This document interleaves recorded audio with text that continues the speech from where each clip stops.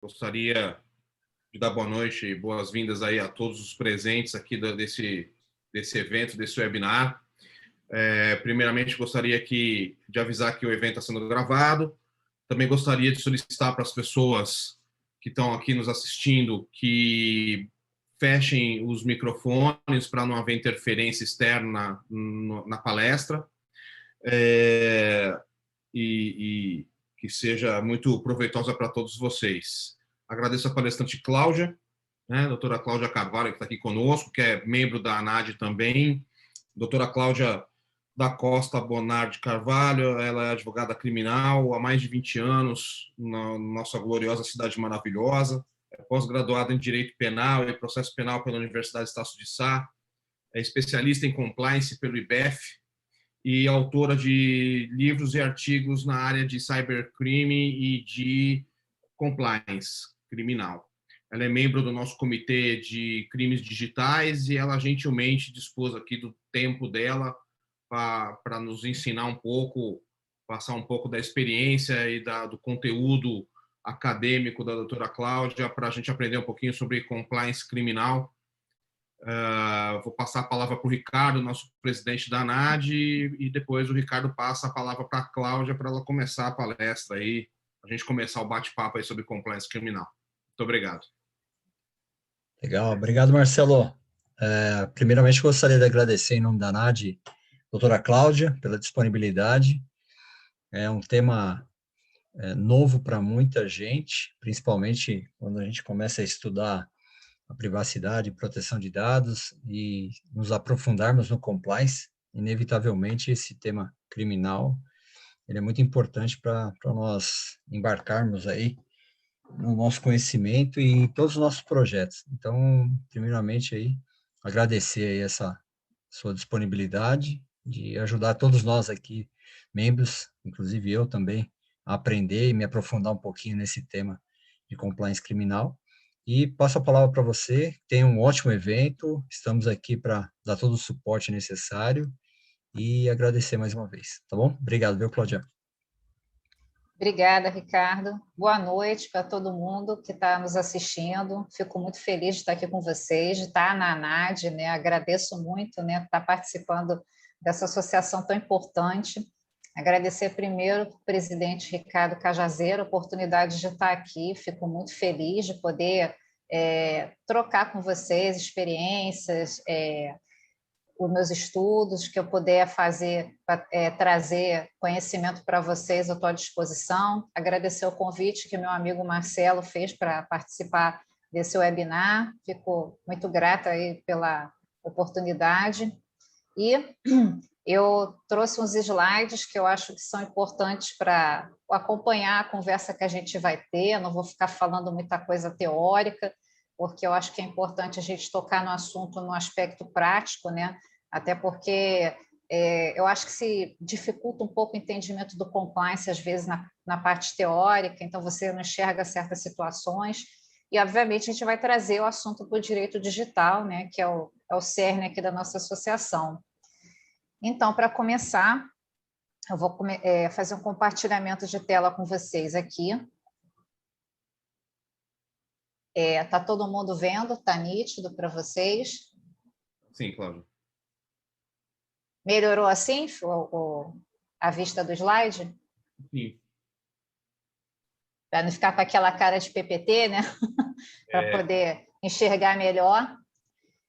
Então, não sei se todo mundo aqui tem noção de compliance, mas não tem problema, eu vou tentar passar rapidamente pela parte teórica para ninguém ficar perdido.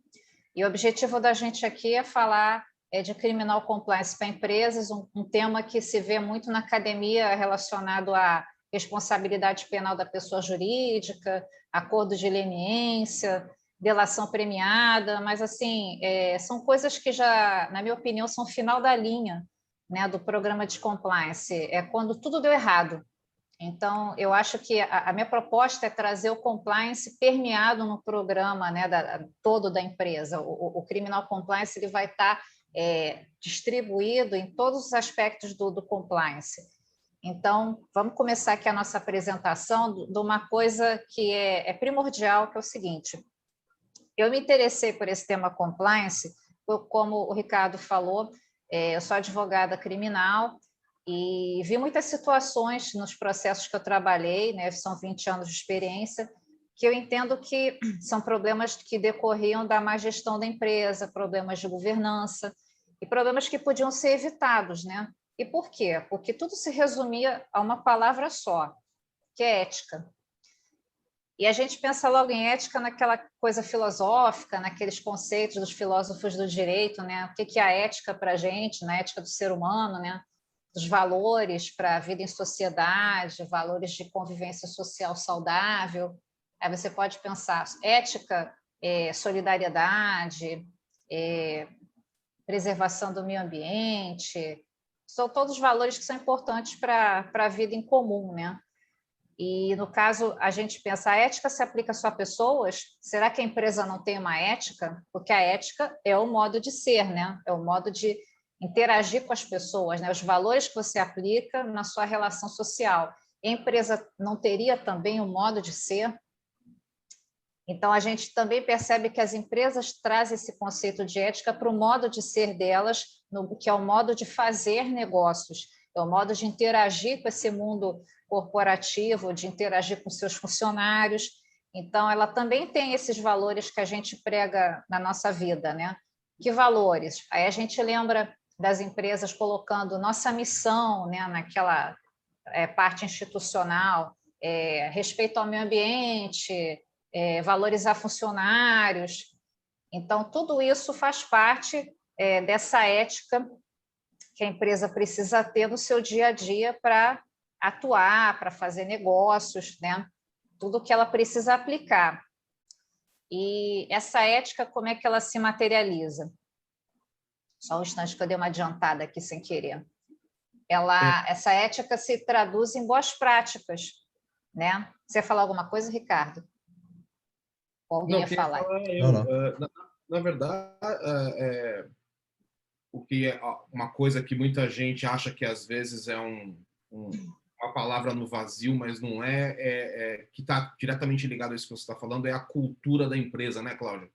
Claro. Você fala assim, a cultura da empresa, e a pessoa fala, isso aí é frescura e tal, mas quando você vai em empresas advogando ou prestando serviços ou observando, basta um olhar, né, um pouco mais atento, e você percebe que aquele conjunto de pessoas tem um modo de tratar as questões, né, que é o que você falou, a gestão, né,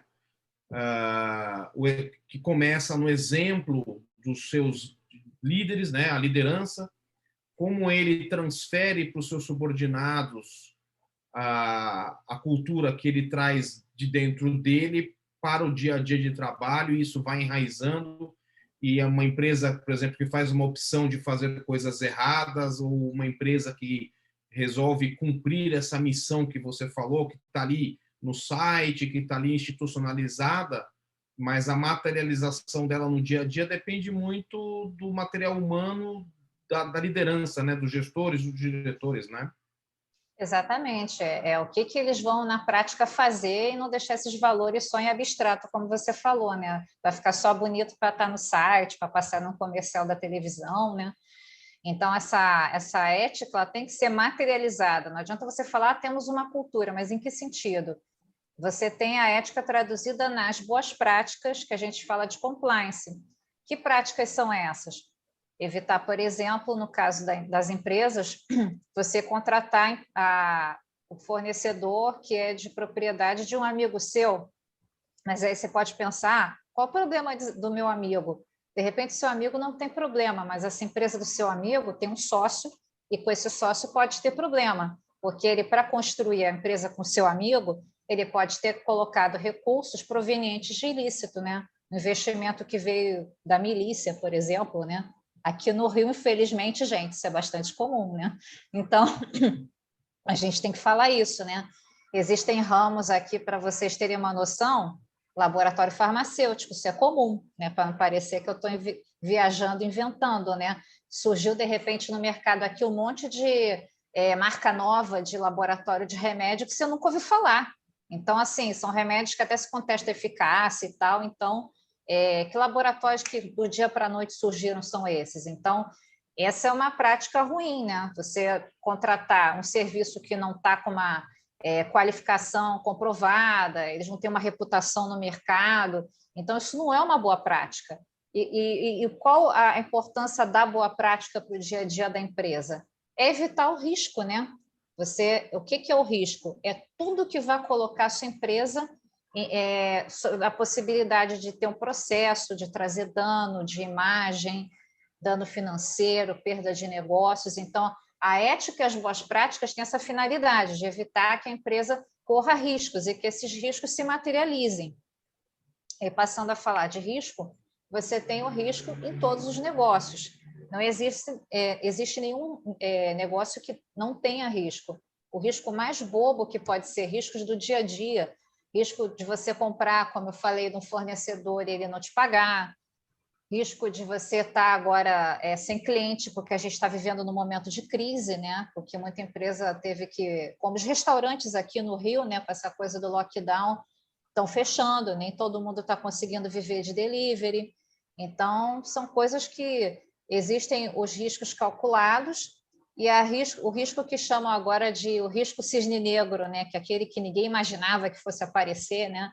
Tipo esse risco da pandemia. Quem ia imaginar em 2019 que havia uma doença que ia afetar o mundo inteiro e afetar o mundo dos negócios e um monte de gente perder emprego, o que tem de gente passando fome, né, no Brasil, né, na dificuldade, e muitos negócios fecharam por conta disso. Então, o risco ele é da natureza, né? Você ser empreendedor é se arriscar, né? Então, você acaba pagando para ver... você se coloca como uma pessoa que está disposta a ter um apetite de risco e suportar esses riscos no desenvolvimento do seu negócio. Então, dentro dessa categoria de diversidade de riscos, a gente entra no risco criminal, que é o pior risco, né? Que, na minha opinião, uma empresa, um empreendimento está sujeito, né? Os riscos criminais são esses riscos que justamente é de violação da lei penal, né? A gente vê no dia a dia uma série de riscos criminais para qualquer negócio. Você pode ter um negócio pequeno, não importa o porte, e o risco criminal vai existir. Vou dar um exemplo assim bem bobo. Eu vendo brigadeiro gourmet. Tá bom, pô, brigadeiro, qual o risco criminal do brigadeiro gourmet? Tá maluca? Não, você de repente faz o brigadeiro numa cozinha que não tem condições de higiene, né, suficientes para você fazer aquela manipulação do produto, vender de repente na tua porta. Já não estou nem falando de pandemia, que é tudo online, mas alguém comeu, passou mal e chama a vigilância sanitária e alguém vai lá na tua lojinha, na tua cozinha, no que for, e você vai ser multado, você vai parar na delegacia do consumidor, porque você está vendendo mercadoria em condições impróprias de consumo, e isso é um crime. As pessoas não sabem, mas o Código do Consumidor tem uma parte criminal, né? Então, você tem uma gama de riscos enorme. E a gente, quando pensa em risco criminal para empresa maior, seria a sonegação fiscal, né? Que é você não pagar seus tributos, a lavagem de dinheiro, que acaba aqui no Brasil existe uma indústria da lavagem de dinheiro, os crimes de corrupção, que entra governo, sai governo, de que vertente política for, continua existindo, né? Enfim, é uma quantidade de riscos que se está sujeito no dia a dia, como eu falei quando eu comecei, por decisões tomadas pela governança, por, às vezes, estratégias, não digo propositais para o negócio crescer, mas culposas, como a gente fala em direito penal, né?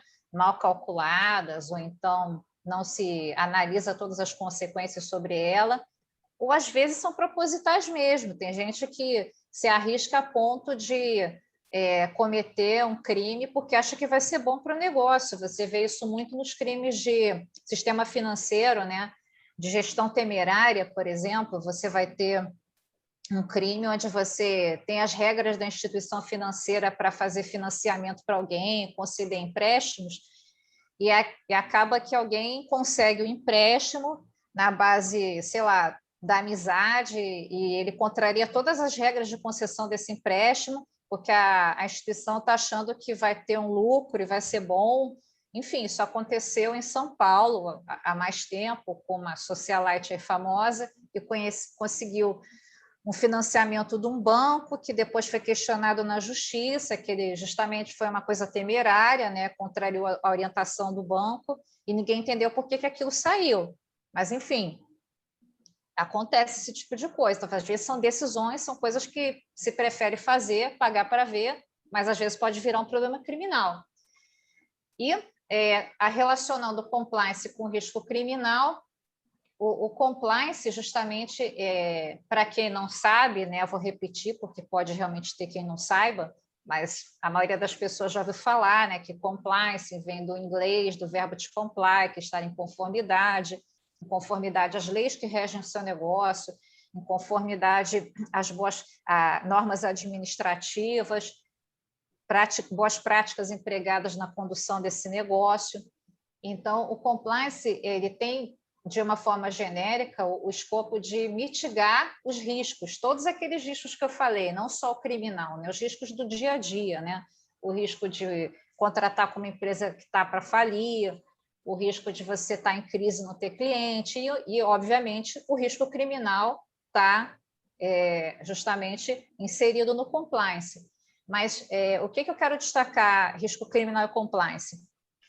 O compliance, ele tem, como vocês devem imaginar, ramificações, né? Vou dizer, Cláudia, tem compliance trabalhista, compliance tributário, uma série, né? Hoje tem compliance da diversidade, mas, assim, são ramificações do compliance que fazem parte dele, mas o cerne do compliance é evitar risco criminal. Até porque nas origens do compliance, quando surgiu na década de 90, os grandes escândalos de corrupção que pela internet, né, que só pela internet puderam vir à tona, né, aquele da Samsung, que é o clássico, né, da década de 90, do pagamento de propinas, né, para participar de licitações.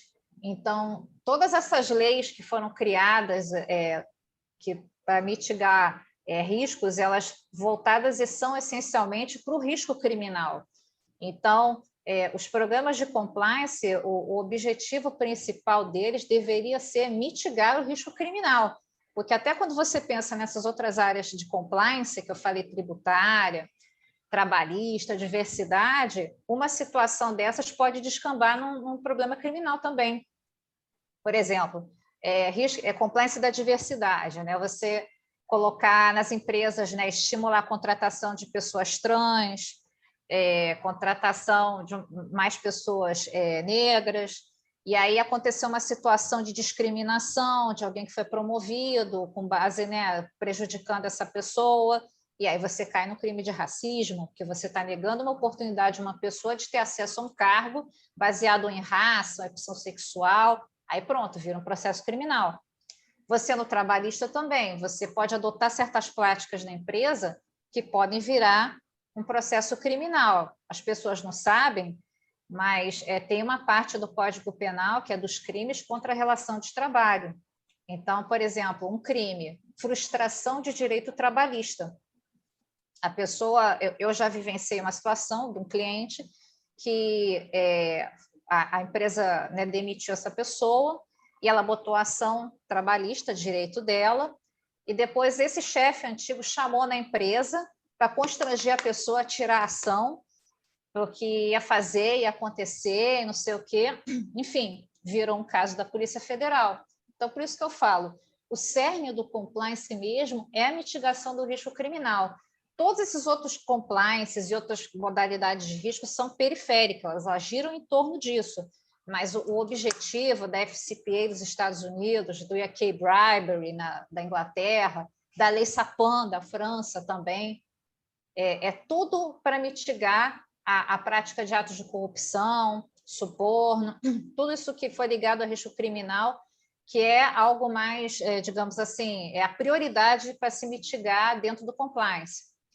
E, no caso do Brasil, o principal instrumento, né, como eu já falei de várias leis estrangeiras, para prática dos nossos programas de compliance, é a nossa lei anticorrupção, né, a 12.846, a lei de 2013, Na época, não sei se vocês sabem, quando essa lei foi editada, já estava com aquele problema da Petrobras, já estava acontecendo toda a descoberta dos pagamentos de propina, toda aquela confusão toda com os políticos, só que isso não tinha estourado aqui no Brasil, porque a Petrobras é uma empresa que tem ações em bolsa, né? Então, na Bolsa Americana. E lá, então, já tinha havido essa denúncia, que a investigação já tinha começado, e, digamos assim, que uma das condições para deixar a situação da empresa menos pior, né, dentro daquela investigação nos Estados Unidos, era a edição da nossa lei anticorrupção, que a gente assinou um tratado internacional de combate à corrupção, e a gente não editou a nossa lei, ao contrário de vários países. Você vê que a lei é de 2013, né? O FCPA americano é da década de 70, a UK Bribery do Reino Unido é 2010. A Lei Sapin saiu depois, mas já está na Lei Sapin 2. Então, assim, a gente foi meio que na pressão obrigada a fazer a nossa lei anticorrupção, né? E essa lei é importante porque ela trouxe uma coisa inédita, né? Que desde que a gente estuda, né? Quem é advogado aqui sabe que a gente ouve, pelo menos eu ouvi há 20 anos atrás, só pobre vai para a cadeia. Agora as empresas são processadas também e empresários também são presos, né? Embora possam sair depois, ter benefício que for, mas já foi um avanço, né? E essa lei ela trouxe a responsabilidade civil, né, e administrativa, não é criminal, da pessoa jurídica, né, por atos de corrupção contra agentes públicos, né, no caso, pagamento de propinas para ter vantagens, né, para não lançar um tributo, por exemplo, fraude nas licitações, nas concorrências, crimes de obstrução de justiça para evitar seguimento de investigação, para não se descobrir determinadas coisas. E, além de tudo, um ponto importante é que essa lei prevê que o executivo, né, que está envolvido num ato de corrupção dentro do que está sendo apurado, né, relacionado àquela empresa, não está excluída a responsabilização aí penal dele, pessoa física, por aquele ato de corrupção, ou então de outro crime que ele possa estar envolvido. Então, a lei trouxe a responsabilização da empresa em separado, civil e administrativa, e a criminal do executivo. E o que o compliance tem a ver com a lei anticorrupção? Porque no artigo 7º dessa lei, ela tem uma previsão de, no caso da empresa realmente estar envolvida nesses atos, né, de corrupção contra o poder público, e em relação a isso vão ser aplicadas penalidades, né, pagamento de multa, impedimento de contratar com o poder público, entre uma série de penalidades. Essas penalidades poderiam ser atenuadas se a empresa tivesse um programa de integridade, de anticorrupção, né, que tivesse como bases canal de denúncia para denunciar irregularidades, auditoria e monitoramento, código de ética e conduta para coibir e estimular a ética nas empresas.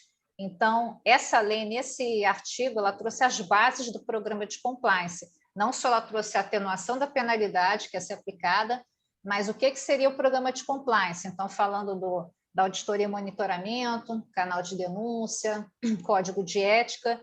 Então, o nosso compliance foi estruturado dessa forma a partir daí. E, resumidamente, quais seriam esses pilares baseados nessa estrutura que a lei anticorrupção definiu, ainda que resumidamente, né? As pessoas atualmente consideram, né, que existem 9 pilares do compliance, né?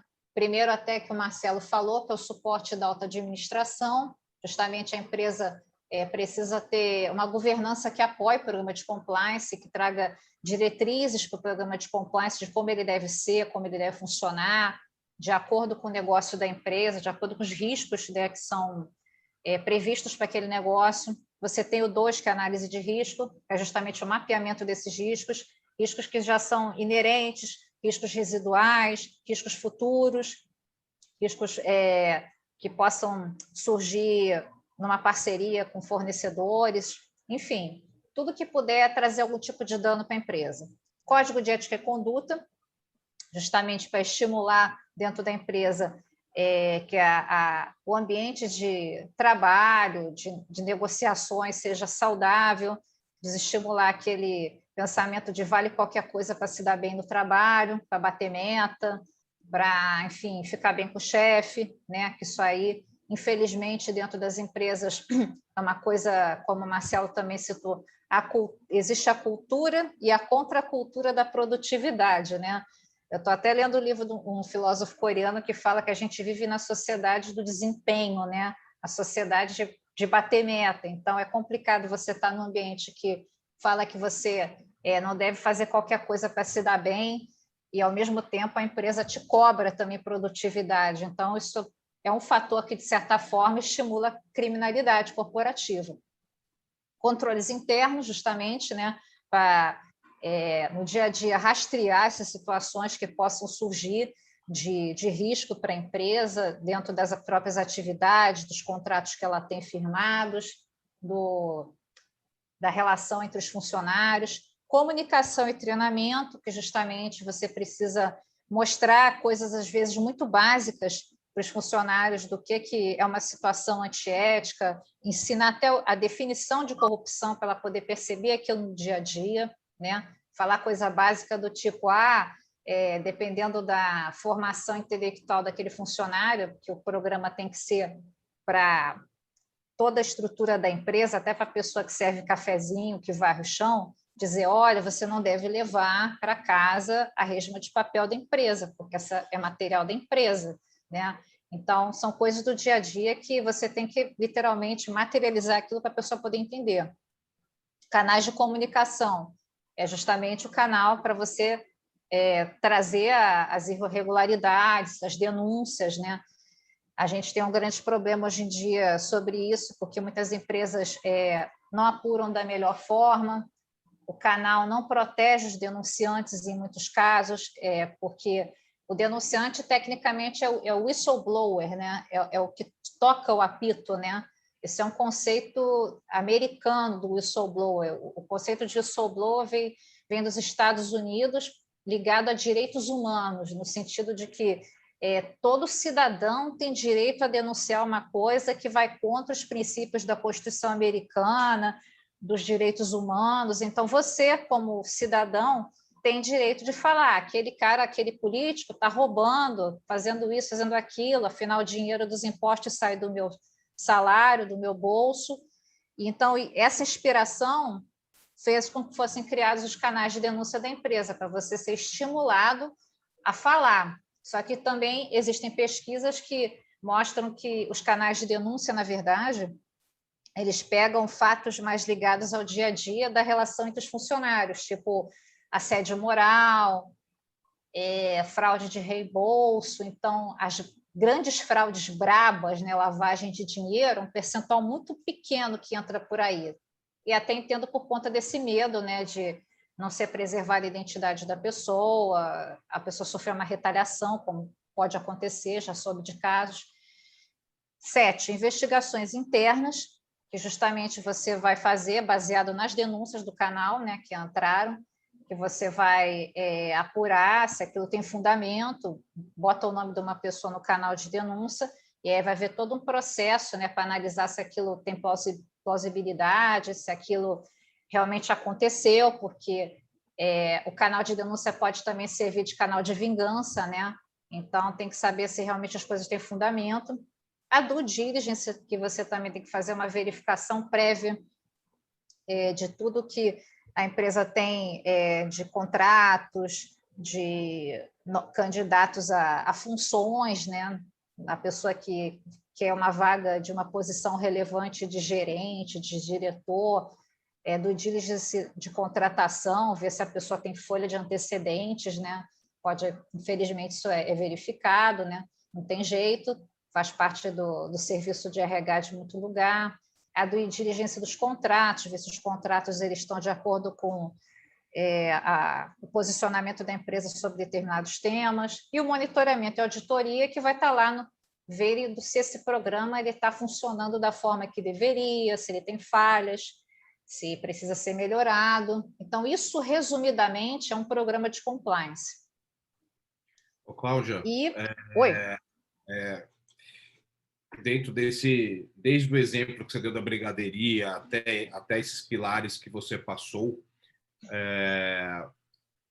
eu acho que algo que falta um pouco para as empresas brasileiras, independente do porte, óbvio que nas maiores, por uma certa qualificação da gestão e algumas exigências, principalmente quando a empresa pretende fazer um IPO ou tem ações em bolsa, né? E aí ela procura ter governança, mas a grande parcela ainda não é de empresas nessa condição, né? Eu acredito que a grande parcela de empresas, muitas delas inclusive familiares, acabam, como você falou, né? Levando a resma de papel para casa, seja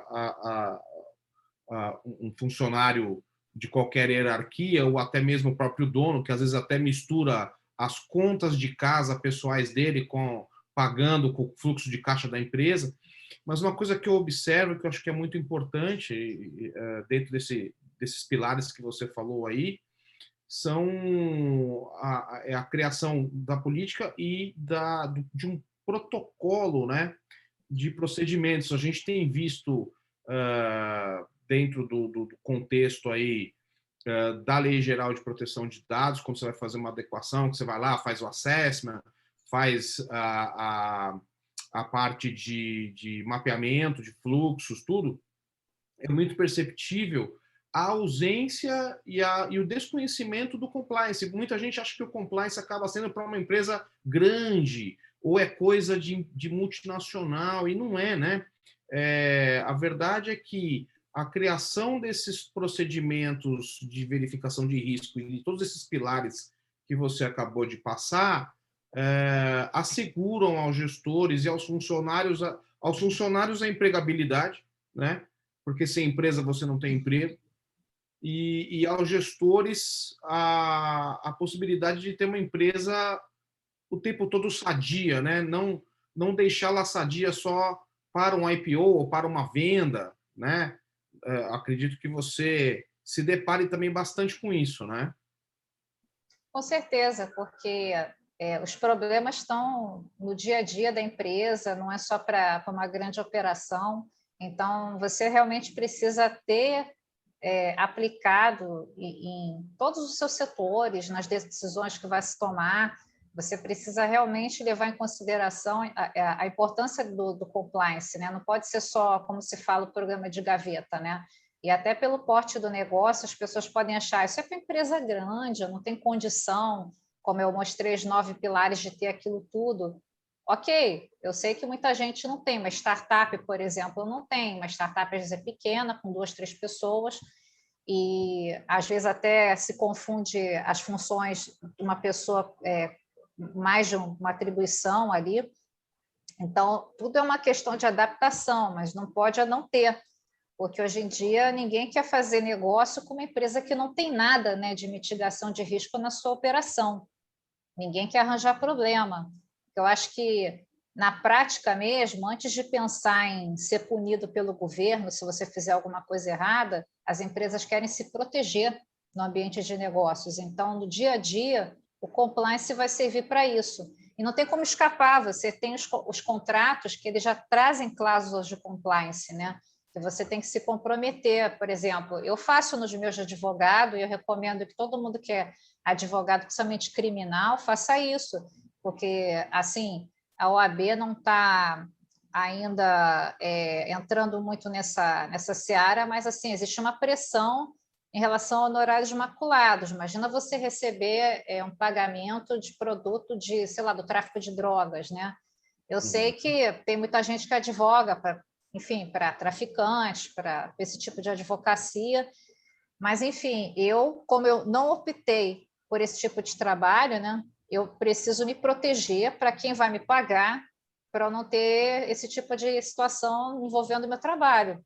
Eu também coloco de saber que a pessoa não está naquela situação que eu estou trabalhando ligada a nenhum político, que é a pessoa, né, politicamente exposta, que se considera no compliance, que é um risco.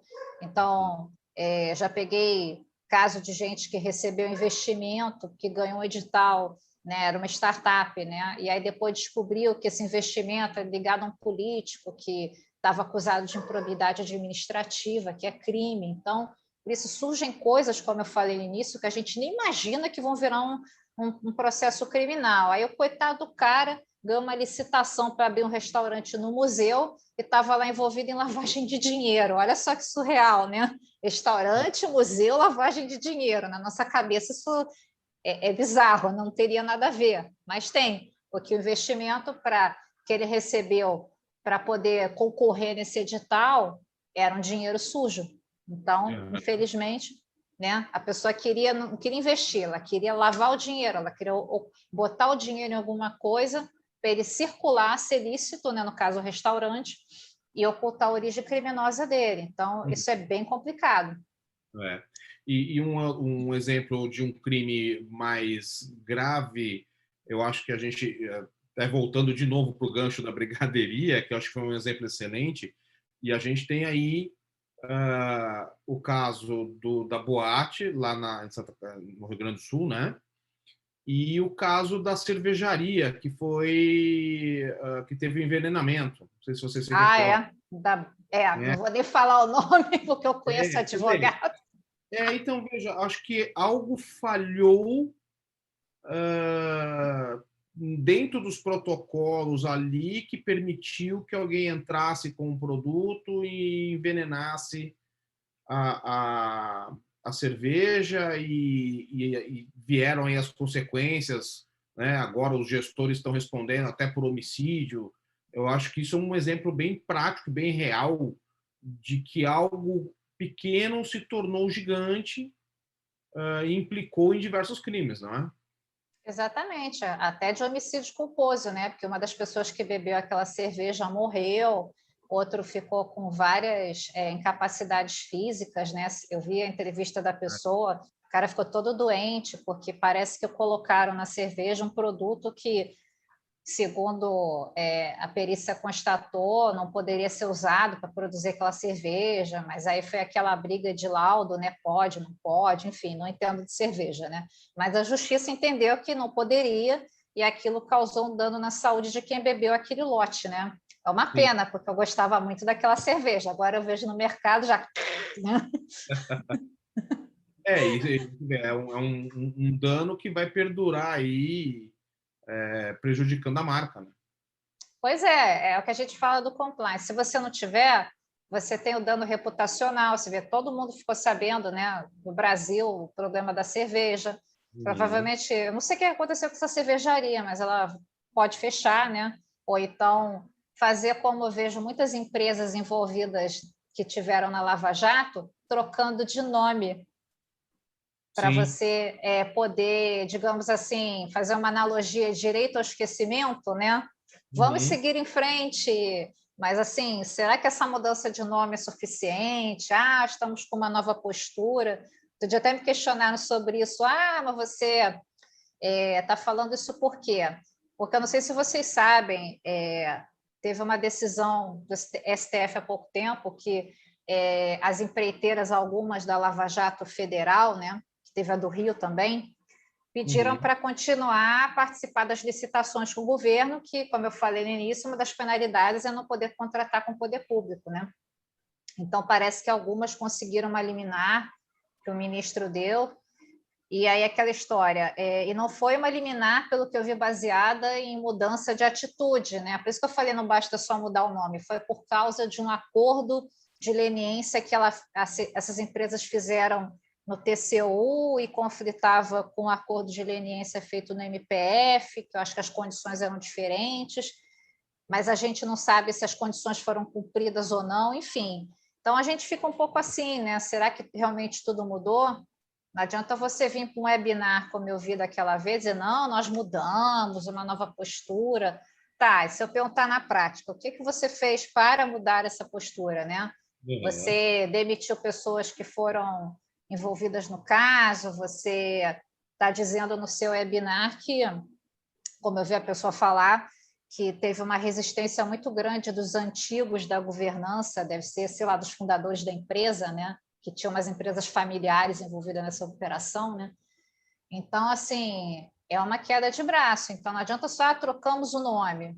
Tá, mas o que isso muda? Nada, né? Vamos ver, né? No dia a dia, essa decisão preocupa, porque a gente não sabe se foi uma pressão política para isso acontecer ou se realmente mudou alguma coisa, né, de verdade. Então, enfim, né? Brasil, né? E voltando aqui, esses pilares todos de compliance, né, são voltados, como eu falei, para a mitigação do risco, mas existem 3 aspectos principais que eu destaquei para a mitigação de risco no programa de compliance. Qualquer risco, né, não estou falando especificamente do criminal. A due diligence, como eu falei, né, que você vai analisar contratos, como eu coloquei, para ver se você está contratando empresa em estado pré-falimentar e qual o risco de comprar alguma coisa, não receber, perder dinheiro, né? Idoneidade de fornecedores, como eu falei, que na pandemia, por exemplo, surgiu aqui no Rio de Janeiro, né? E isso até motivou o impeachment do nosso governador, o impeachment de número 4, que já deve estar para sair, né? Que aqui a gente pode pedir música no Fantástico, né? Toda hora tem um governador na cadeia, né? Né? Já tem 5, eu acho. Esse aí já está quase lá, não sei o que vai acontecer com ele, né? Mas o processo está rolando. E foi na gestão dele, porque do dia para a noite apareceu um monte de fornecedor novo no mercado para fazer venda de produto relacionado ao atendimento dos hospitais, máscara, seringa, enfim. Eram fornecedores que tinham um CNPJ aberto ontem, ou então o CNPJ, você via lá na consulta à Receita Federal, era empresa alimentícia. Falei, porra, alimentícia vendendo máscara, né? Empresa vendendo respirador, né? Aí você vendia para o poder público e o respirador não vinha, porque ela não sabia importar aquilo da China. Então, assim, muito oportunista, né? Não necessariamente criminoso, né? Mas isso aconteceu muito aqui no Rio de Janeiro, né? A situação das empresas, se a empresa está aí se escondendo, né? Está com algum problema tributário, abrindo CNPJ, fechando CNPJ, né? Aquela coisa toda. As auditorias, que é algo importante, que a auditoria vai ver o dia a dia da empresa, se ela está tendo, as operações estão rodando conforme a projeção dos negócios dela, os prejuízos financeiros, a análise das parcerias que estão sendo feitas, se está de acordo com os projetos da empresa, justamente os controles internos, se eles têm alguma falha, e o treinamento, que você vai justamente passar para o funcionário, como eu já falei, a cultura de compliance da empresa. Mas o que eu quero destacar, por quê? Porque isso tudo que eu falei, do DIGIS, auditoria, treinamento, está focado no risco do dia a dia, no operacional. Eles não estão focados no risco criminal, se você parar para perceber. Eles acham que o risco criminal pode surgir, talvez, dessas análises todas, né, de você pegar alguma coisa estranha, mas seria uma coisa eventual. Mas isso tudo que é feito do diligence, auditoria e treinamento, o escopo não é olhar diretamente a possibilidade de ter um risco criminal. São outros riscos financeiros, riscos de mercado, risco de processos, da empresa estar com muito processo contra ela e ter um passivo muito grande. Então, nada disso é focado no risco criminal, o que eu acho um grande problema. Por quê? Como é que a empresa pensa no direito penal, né? Direito penal corporativo. O que eles só se preocupam, né? Lembra disso só em 2 momentos. Primeiro, a empresa se preocupa no momento inicial, quando ela cria o seu negócio, quando ela cria aquela estrutura, e ela se preocupa em fazer o negócio de acordo com as regras de funcionamento, as regras de Receita Federal, enfim, de vigilância sanitária, como eu falei, se for restaurante, por exemplo. Então, ela vai procurar cumprir aquilo tudo, achando que isso te protege de um risco criminal. Não necessariamente. Ou então, no final, ela vai lembrar do direito penal quando tem alguma situação ruim já consolidada, né? Já receberam uma intimação da Polícia Federal, uma citação de um executivo para responder uma ação penal, aí a coisa está feia, aí já tem que partir para um acordo de leniência, né?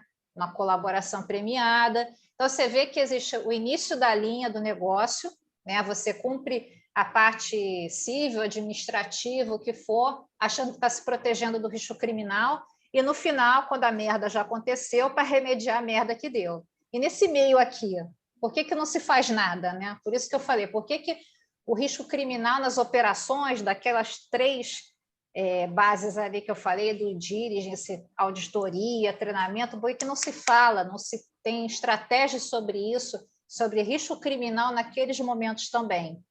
Porque a empresa tem um pensamento sobre criminalidade corporativa que já vejo bem consolidado lá pela cabecinha do pessoal que veio me procurar para trabalhar, enfim, conversando com as pessoas, o que passa na cabeça dos executivos. O que a empresa pensa de criminalidade corporativa? Eu falei efeito avestruz, né? É a história do fingir que não está acontecendo nada, né?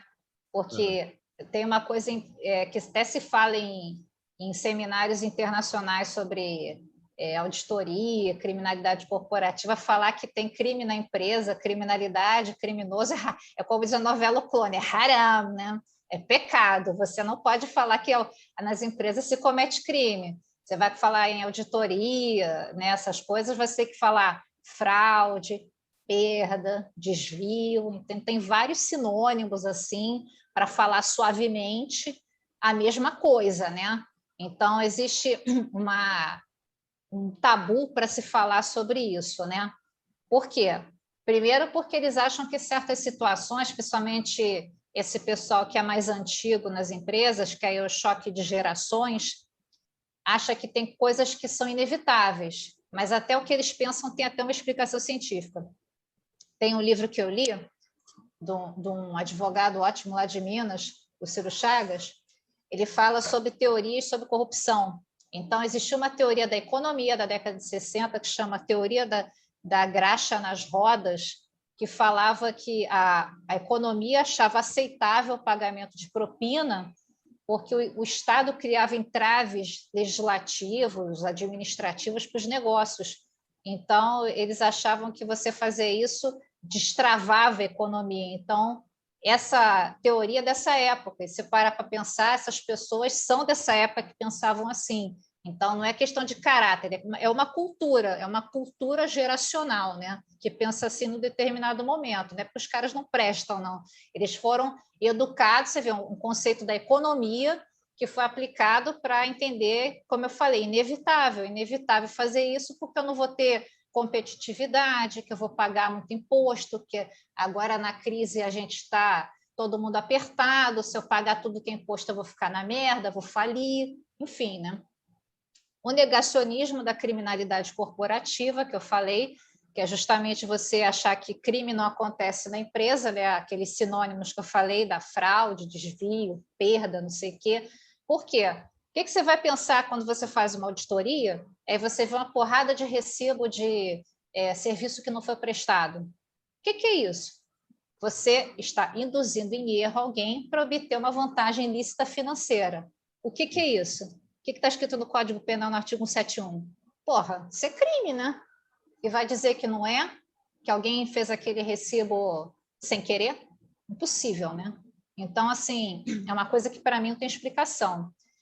Ou então, encarar a questão no aspecto meramente financeiro, né? Porque a solução nesses casos, quando você detecta que tem uma criminalidade corporativa, pega e manda embora. Vê quanto é que o cara pegou, desviou, no caso dos recibos, por exemplo, e isso aí é perto do nosso budget, isso é café pequeno, então manda embora, é isso aí. Aí o que acontece? Quem vê, se você não leva adiante, não faz um registro, se não opta por isso, acha que deixa assim, manda embora e está tudo certo, não é um estímulo para quem trabalha na empresa para estar vendo ali, o cara foi mandado embora. A maioria das vezes isso acontece, a empresa prefere não se expor e acha que está se expondo fazendo isso, na verdade, e aí manda embora sem justa causa, né, para criar um mal-estar, paga tudo que tiver que pagar e tira a pessoa, mas quem está lá está sendo estimulado, né? Não adianta você ter uma cultura que é falada de uma forma e na prática é de outra. Então, assim, não se fala sobre isso, não se castiga, né? Não se pune sobre isso, né? Porque existe até um cientista, o Niels Corb, que ele lançou um livro da psicologia do crime, né? E ele fala que a pessoa, quando comete atos de corrupção sem estar numa posição de liderança, enfim, não é um político nem nada, o cara que fez isso, por exemplo, dos recibos, ele não tem noção dos efeitos coletivos daquele ato de corrupção. Ele só pensa no benefício e acha que não vai ter um reflexo na coletividade. Seria, por exemplo, eu, fora da empresa, né? Eu paguei para o cara, viu que eu estava dirigindo, correndo que nem um maluco, eu dei o cafezinho lá para o cara não me multar, enfim, não fazer nada, não tirar minha carteira. Só que qual é o dano coletivo? Se você pode estar bêbado, drogado, ou tomou algum remédio controlado com uma dose exagerada, porque está com algum problema particular, e aí você vai, bate de carro e mata alguém. Então, você não vê o dano, né, a longo prazo. Então, esse cara que está fazendo os recibinhos, ele acha que não está fazendo nada demais. Claro, o que é R$1.000 para essa empresa? Multinacional, porra, não vou dar prejuízo para eles. Então, essa mentalidade, quem é só mandar o cara mandado embora e quem vê isso, fala assim, vou fazer também, vou fazer de um jeito que não me peguem, né? Então, assim, há coisas que têm um reflexo, às vezes, complicado, né? É um revés que você acha que está resolvendo e está estimulando de forma reversa a criminalidade. E aí a gente chega aqui no criminal compliance, né? Que é justamente o quê? Evitar esse quadro todo que eu falei, né? Você, na verdade, no criminal compliance, eu trouxe uma definição de 2 autores aqui, que, resumidamente, seriam todas as medidas para se mitigar um risco criminal que você pode adotar dentro da empresa, sem existir esse funil, como eu falei, do início de se preocupar com o aspecto regulatório e, no final, de ver o que vai acontecer quando o programa criminal já existe. Então, ele tem que permear o programa de compliance. A análise de risco criminal, providências de criminal compliance têm que ser tomadas em todas as esferas, em todos os pilares do programa de compliance, né? Tanto que, nesse ponto, é algo que, assim, o advogado criminal, ele não serve somente para patrocinar a defesa de uma pessoa naquela situação final que eu falei da colaboração premiada, do acordo de leniência para negociar com as autoridades públicas. Você pode aconselhar, né, ser consultor, ser parecerista desse aspecto também. Então, para vários pilares de compliance que vai precisar se refletir se pode ter uma consequência criminal naquele momento para a atividade da empresa. E de que forma? Aqui eu fiz um quadro que eu relaciono aqueles pilares de compliance, por isso que está com essa numeração aqui, e de que forma o criminal compliance ajudaria, né? Em primeiro lugar, né, do suporte da alta administração, as empresas têm tomar muitas decisões estratégicas de negócio, então, muitas vezes alguma coisa que pode parecer sem problemas, como, por exemplo, uma operação de M&A, que é a fusão de empresas, pode trazer problema. Eu já tive clientes que teve esse problema. Eles eram empresas do mesmo ramo, uma comprou a outra, e aí, o que aconteceu? Houve a migração do acervo da empresa, dos ativos, né, como a gente fala, ativos físicos, contratos de trabalho, e aí houve uma falha, acho eu, de compliance, e veio gente da empresa que foi adquirida que fazia parte do esquema de corrupção com o governo do estado do Rio. E aí a gente teve um programa na Lava Jato do Rio de Janeiro. Então, assim, como é que esse negócio não foi visto, né? Não teve uma due diligence na contratação de funcionários, né? Até porque gente que entrou na empresa passou a ocupar posições estratégicas e, assim, quem é esse cara que está trabalhando aqui agora? Ninguém se deu o trabalho de conferir, de ver, né, quem são essas pessoas. E aí teve um problema criminal seríssimo, né? Está lá na vara lá desse juiz Marcelo Bretas aqui do Rio de Janeiro. A análise de risco, né, que você tem, que é o básico, né, dentro do dia a dia do programa de compliance, que você vai mapear todos os riscos de negócio, né? Você precisa ver, por exemplo, ofertas, como eu falei, compra de bens de terceiros, né? Por que alguém, no caso que eu falei, que eu trabalhei, por que essa empresa está sendo vendida? Será que eles já não sabiam que ia estourar aquele esquema, que aconteceu alguma coisa? Então, assim, tem que se fazer um cálculo, né? As pessoas fazem a matriz de risco, né? Para quem trabalha no dia a dia do compliance, né? Com o programa mesmo, o que estaria envolvido naquela operação, né? O código de ética e conduta que você tem, que é super importante, porque você não tem funcionários na empresa que tenham o mesmo entendimento sobre certas coisas. Você tem pessoas de gerações diferentes, como eu falei daquela história da teoria da graxa na roda, né? E aí a gente entra, por exemplo, o caso do assédio sexual. O que é assédio sexual para a nossa geração, para o milênio, por exemplo, não é assédio sexual para o cara de 70 anos que trabalha na empresa, que é gerente, que é diretor, aquela cantadinha, aquela brincadeirinha, mas que tem cunho sexual, é aquele cara que vai usar isso para te constranger a fazer o trabalho para ele, a te sujeitar àquilo. O suborno, para você perceber, entender o que é suborno, que às vezes o pedido de dinheiro é uma coisa muito sutil. Eu já vi isso acontecer até nas delegacias, né? Até contar o que aconteceu uma vez comigo, né? Que as pessoas são muito cara de pau, né? Eu estava, na época, advogando para um escritório, há muitos anos atrás. Foi o primeiro lugar que eu trabalhei. Aí o cara virou para mim assim: pois é, situação complicada. Tem jogo, doutora? Jogo? Aí eu respondi: não sei. Hoje é quarta-feira? Hoje é dia do Campeonato Carioca? Acho que não. Acho que é só amanhã. Estou enganada? Meu marido é que sabe melhor dessas coisas de futebol. Eu não entendo. O cara ficou puto comigo. Mas, enfim, você tem que perceber e aprender a sair daquilo com elegância, não bater de frente, a não ser que o cara queira ser escroto com você, te prejudicar. Isso pode acontecer em várias esferas. Enfim, lamentável, mas as pessoas têm que entender como se defender nessa situação, inclusive.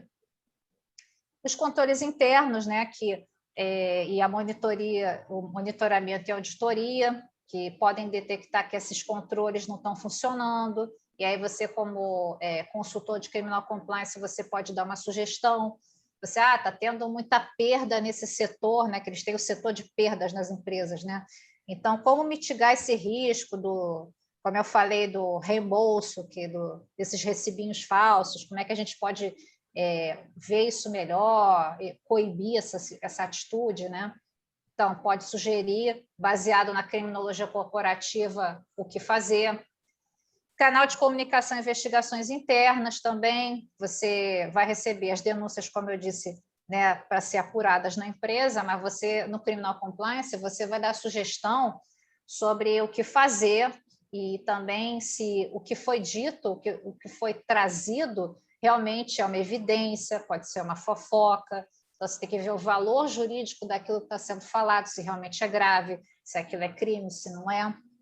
Né? Você vai dar um apoio para a investigação corporativa, porque as investigações corporativas assim viraram um mercado, né, hoje em dia, né? E eu acho um pouco perigoso certas coisas, por exemplo, se explora muito na hora da investigação interna a atitude da pessoa, tipo, piscou muito, mexeu muito o braço e teve atitude assim, atitude assado. São coisas que te falar, pode ter valor para quem está sendo entrevistador, mas na vara criminal a coisa é bem diferente. Até porque você confessar que você praticou alguma coisa na investigação interna é igual delegacia. Você pode chegar lá e dizer que eu fiz o que você quiser. Eu matei o John Lennon, a Odete Roitman, todo mundo, né? Eu só quero sair daqui e encerrar esse assunto, né? Mas chega lá e vai dizer que foi constrangido, foi coagido e retirar tudo que falou, porque as empresas não gostam que você tenha advogado na hora da investigação interna. Ele chega e fala assim, então não vou perguntar nada. Mas você aí tem que entrar em choque com direitos humanos, direitos constitucionais. Então, é aconselhável ter um advogado até para fazer esse procedimento. Treinamento, justamente, como fazer esses treinamentos corporativos sobre temas que são complicados, temas que, assim, que você precisa entender certas nuances, por exemplo, do trabalho, como eu falei, do pedido de propina que um servidor pudesse fazer, né? No caso, um fiscal do ICMS que viesse na empresa e dissesse, a situação está complicada, e o que você pode fazer sobre isso e tal. Eu trabalhei num caso aqui no Rio, que a Secretaria de Fazenda andou autuando umas pessoas e autuava numa salinha e chamava para conversar. Você tem que treinar o seu funcionário para ver que a porra da salinha você não pode fazer isso, né? Você já está se colocando na toca do lobo, né? Due diligence também, como eu falei, verificação de idoneidade de fornecedores e de serviços. Você também tem que perceber os red flags de criminalidade que existem em fornecedores, em serviços, porque, como eu falei, as empresas de fachada, que o CNPJ apareceu ontem, então são sinais que você vê no negócio que está dizendo assim, isso aí vai dar merda, pode não dar agora, mas vai dar depois. Então, assim, é uma lista aqui de coisas que você está vendo que o criminalista ele pode mostrar numa empresa e se ela estiver disposta a entender e aceitar, né, que ela está se sujeitando a uma coisa que vai dar um problema sério no futuro. Mas, como eu falei, é o apetite de risco que você aceita ou não se sujeitar. E também, sem deixar de fora, falando tanto em risco criminal, em compliance, afinal estamos, né, na Comissão de Crimes Digitais. Aí alguém está pensando, puta que pariu, não estamos falando nada de crime digital, de nada aqui. Vamos falar sobre isso, né? O crime cibernético, gente. Eu também não estou maluca, né? Não estou falando de uma coisa nada a ver. A gente tem que tocar nesse assunto porque um dos riscos criminais mais graves hoje em dia é o crime cibernético. Você não só tem os problemas criminais do dia a dia, que eu já fiz a lista, né, dos mais bravos, mas o cybercrime está virando uma coisa cada vez mais assustadora. Você vê pesquisas que já existiam antes da pandemia, das empresas que estão sendo atacadas, o percentual dos ataques, o quanto ele aumentou, e o home office trouxe esse incremento desse risco, né, para a empresa. Você vê que esse gráfico em azul é desse ano, do Fórum Econômico Global de Riscos, que fazem todo ano com empresários, autoridades, governantes, e as nações estão percebendo que uma das coisas mais preocupantes é o risco cibernético, tanto que está aqui em quarto lugar esse Cybersecurity Failure, que é no sentido genérico, falhas de cibersegurança, cybercrime. Então, isso é preocupante para as economias, para a geopolítica, para o meio ambiente, porque meio ambiente que tem a ver. Porra, imagina entrar um cybercriminoso, como aconteceu há pouco tempo, invadiu, acho que foi nos Estados Unidos, uma empresa, o sistema deles de fornecimento de água, essa empresa era tipo a SEDAI aqui do Rio, e envenenou o fornecimento de água. Ele conseguiu entrar e fazer uma substância ser colocada ali no sistema, enfim, o cara colocar em risco da saúde das pessoas que vão beber aquela água.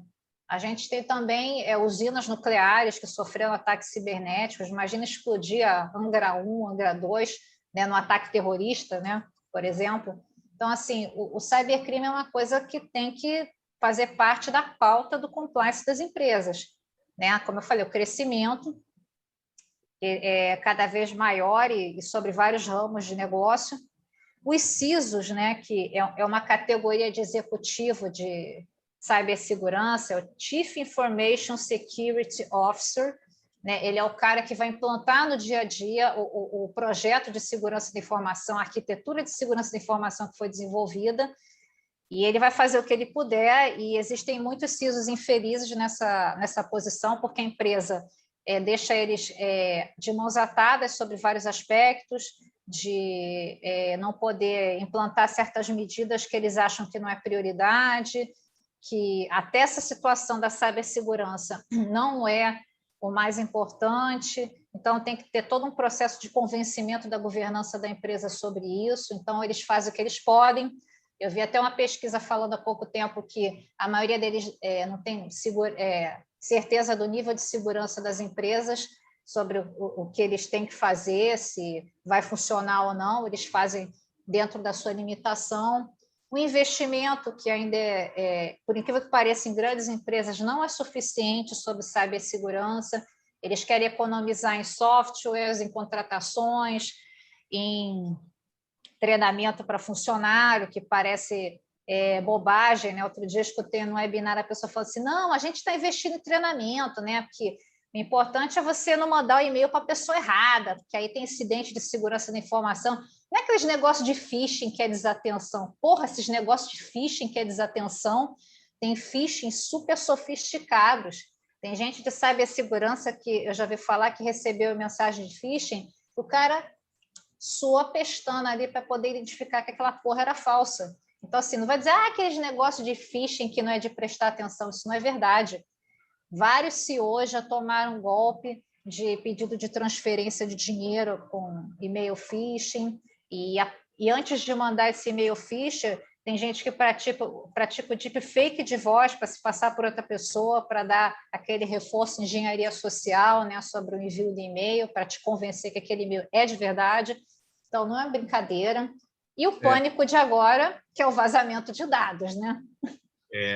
Não, e veja, eu acho assim, existe um leque aberto, né, Cláudia, para tanto para os advogados quanto para o pessoal aqui, nossos colegas que são da parte de segurança mesmo, entender bem esse contexto do compliance, né, criminal, dos riscos, para poder dar uma maior segurança para os seus clientes, para os seus contatos, parceiros, né?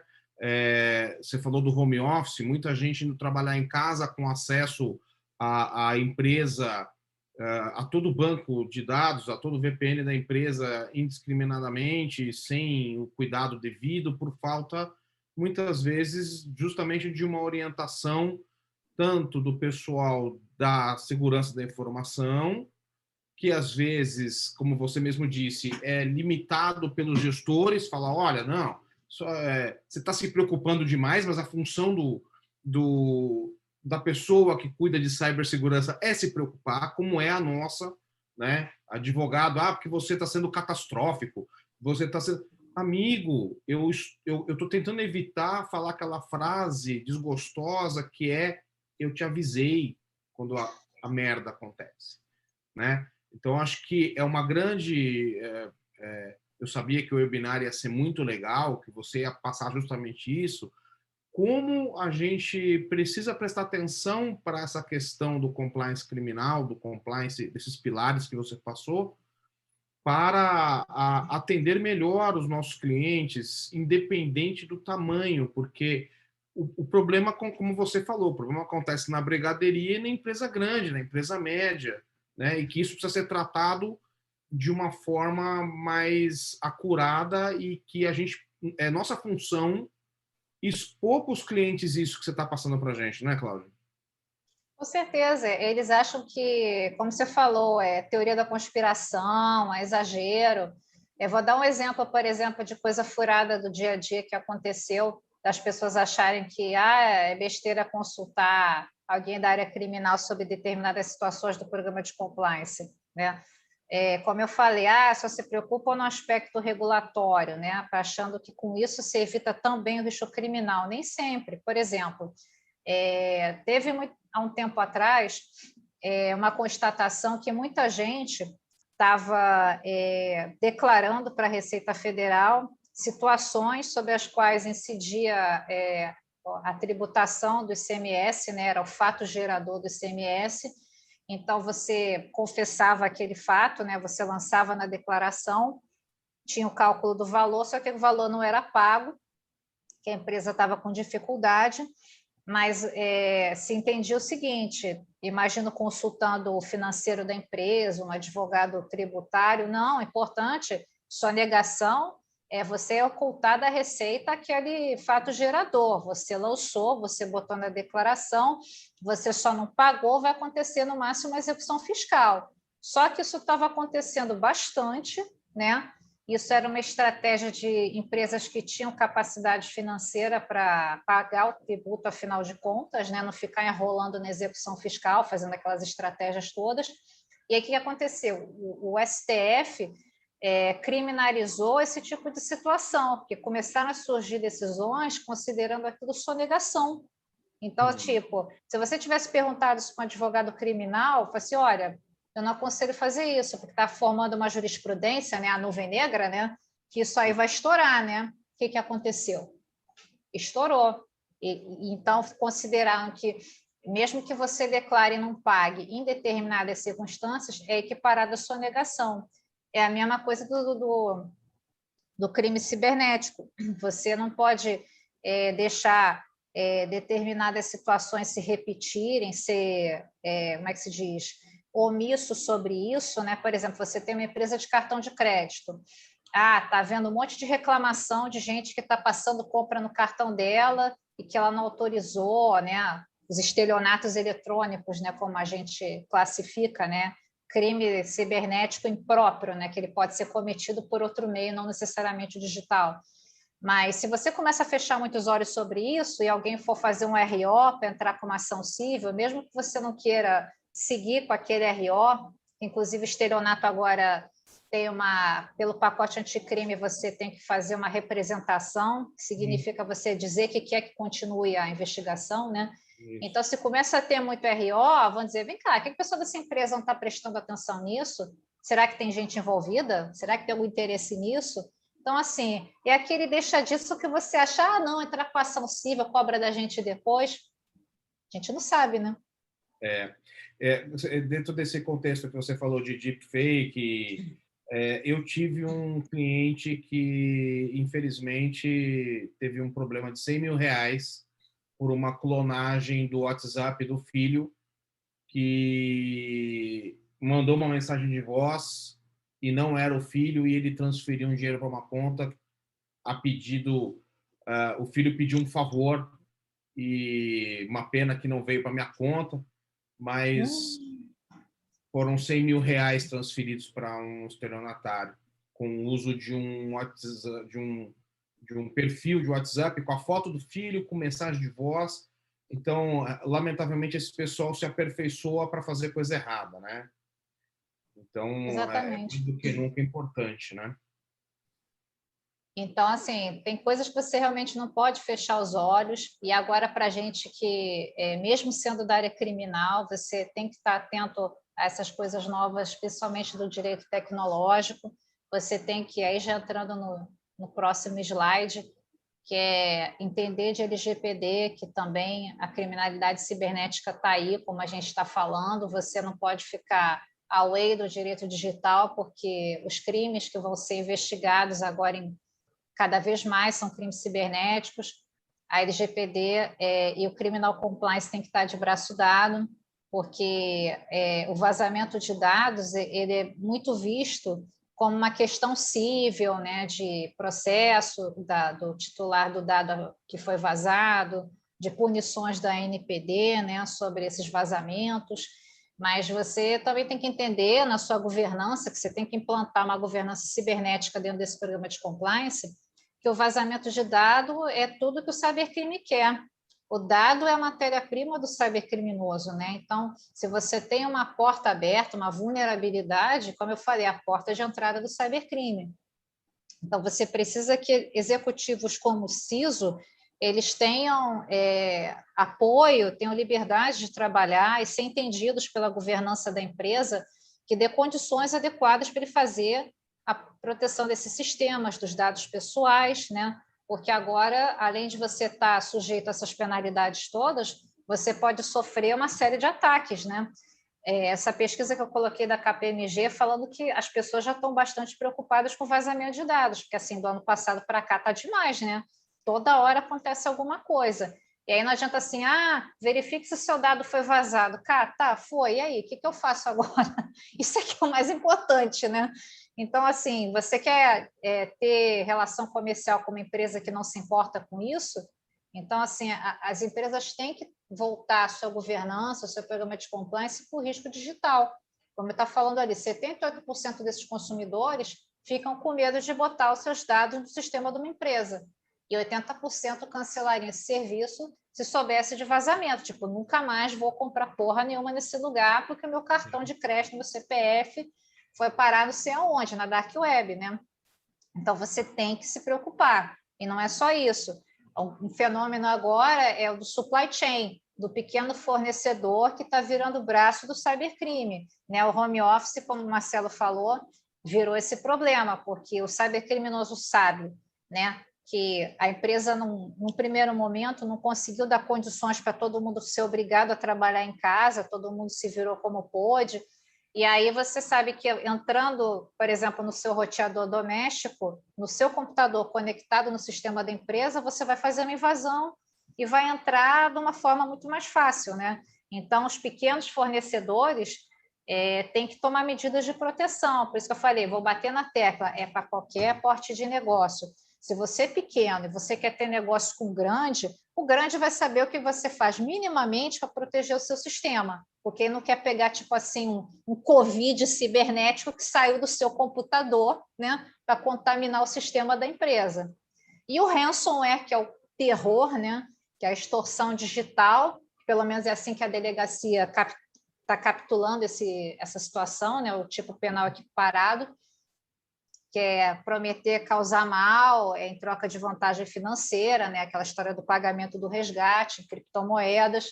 Eu estou com um cliente agora que está padecendo e você fica que nem aqueles negociadores da polícia americana tentando fazer contato para ver se consegue ganhar tempo e descobrir. E digo para vocês que muitas vezes tem ex-funcionário por trás dessas situações, como eu já tive um caso há mais tempo. Então, assim, é uma coisa para se preocupar, né? Coisa de filme americano, Edward Snowden, não sei o quê. Isso está acontecendo no Brasil, né? E é por isso que a gente também tem que ter um compliance criminal digital, porque o programa de compliance, o risco cibernético, ele precisa fazer parte da análise de risco do dia a dia do compliance. Precisa ter justamente a governança cibernética, que ela vai estar junto, inserida na governança da empresa, nas tomadas de decisão de negócio, em tudo que precisar se fazer, do que for relevante, que exponha a empresa, aumente a superfície de exposição dela na internet, isso tem que ser levado em consideração. Você precisa ter uma atuação coordenada do DPO e do Compliance Officer, e eles não podem ser a mesma pessoa, porque justamente o DPO grosso modo, vai estar responsável pela qualidade do tratamento dos dados pessoais e o Compliance Officer ele vai auditar, né, o tratamento desses dados, se houve algum risco cibernético, então os dois não podem ser a mesma pessoa, então um tem que estar trabalhando junto com o outro, passando situações, até porque você pode ter vazamentos de dados provocados por insiders, né, que é o criminoso corporativo, que está dentro da empresa, não é o atacante externo. E você também tem o fator humano, né, do incremento do risco digital, que você precisa ter a conscientização desses funcionários de que eles têm que colaborar para que a segurança da informação da empresa funcione. Né? Você precisa literalmente passar para o cara que, o que tem usar o pendrive de casa? O que tem, meu filho? A questão é, a gente tem software caro? Tem. A gente tem funcionário? Tem. Mas se entrar alguma coisa porque veio do seu pendrive, queridão, você, por exemplo, pode paralisar a máquina do setor de pagamento. Aí você não recebe. Legal, né? Yeah. Tem que pensar nisso, né? Então, é o dia a dia da empresa que precisa da colaboração de todo mundo. O pessoal fala, o programa de compliance é para todo mundo, de criminal compliance principalmente. E agora vou para acabar, eu prometo, Ricardo. O Ricardo falou, as pessoas que trazem slide para caraca, mas é o último, fazer o meu jabá, né? Enfim, eu sou fundadora e instrutora da Criminal Compliance Business School.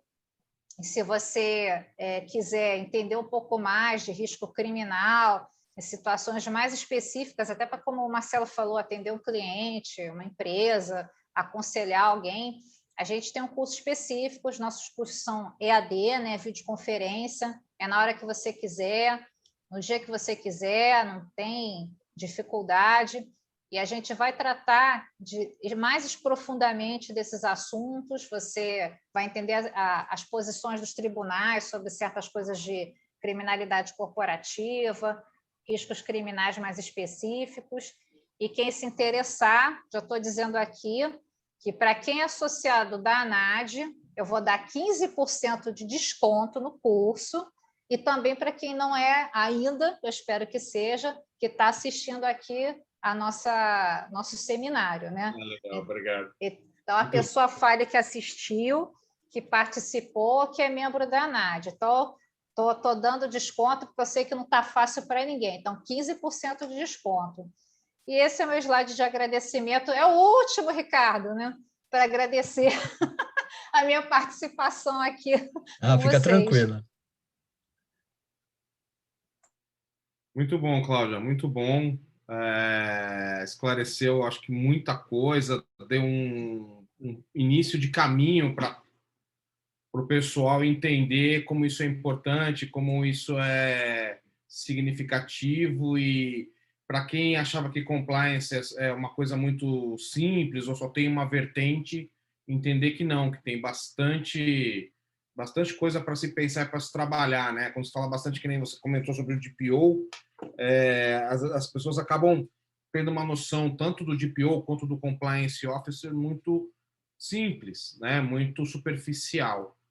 Com a tua palestra deu para perceber que o desempenho do Compliance Officer é bem extenso, e que está ligado, né, com o DPO, está ligado com o que está acontecendo hoje aí no mundo digital, com todos esses cuidados que a empresa e as pessoas precisam ter. Eu agradeço muito demais pela ANAD, a tua presença, a tua disponibilidade de tempo aqui de estar conosco, não só como membro participante da ANAD, do Comitê de Crimes, mas pelo tempo que você dispôs aqui para explanar para a gente aí com bastante experiência, com bastante capacidade aí o tema. Muito obrigada, eu fico super lisonjeada, espero que o pessoal que assistiu tenha ficado satisfeito. Eu tentei ser o mais prática possível, né? Ficar fazendo teorização sobre compliance, falando compliance na Espanha, na responsabilidade pela pessoa jurídica. Isso aí já tem um monte de coisa na internet, aí o pessoal pode procurar, seu Google está aí para ajudar todo mundo, mas estou à disposição, se alguém ainda tiver alguma pergunta, quiser saber de algum detalhe. Legal. Pessoal, quiser fazer pergunta, escrevam no chat as perguntas aí para a Cláudia, para o Ricardo poder ir dando uma olhada. Temos duas aqui. Posso passar já? Bom, vamos lá. Doutora Cláudia, uma pergunta da Ana Sueda Cavalcante. Com a nova licitação, a empresa pode apresentar só um tipo de compliance, se o serviço for ambiental? Bom, na verdade, o compliance, na verdade, como eu te disse, ele tem os segmentos periféricos, o ambiental seria um deles, né? Mas ela precisa ter um programa de compliance, né? Então, o compliance ambiental seria algo que você tem que ver se isso é exigido para a atividade que você está se candidatando ou não, né? Se você tem necessidade disso na estrutura do teu negócio.